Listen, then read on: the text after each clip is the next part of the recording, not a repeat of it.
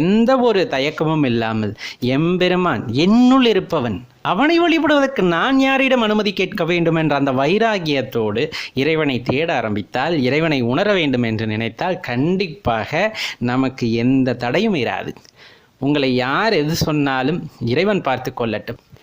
அப்படித்தான் இருந்துவிட்டு போகிறதே. பெண்கள் சிவபெருமானை வழிபட்டால் பாவம் சேரும் என்றால் அது சேரட்டுமே, எதுவாக இருந்தால் என்ன, அதை நான் ஏற்றுக்கொள்கின்றேன், அது சிவபெருமானுக்கே செல்லட்டும்னு நினைச்சிட்டு சிவபெருமான் மீது அன்பு செலுத்துங்கள்.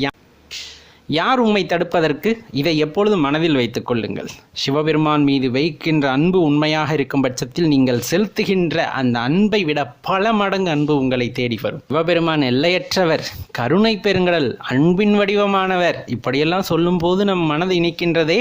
அதை அனுபவிக்கும் போது நாம் எவ்வளவு ஆனந்தம் அடைவோம். அதை உணர வேண்டும் அல்லவா ஒவ்வொருவரும். யார் என்ன சொன்னால் என்ன, நீங்கள் உணர முற்படுங்கள்.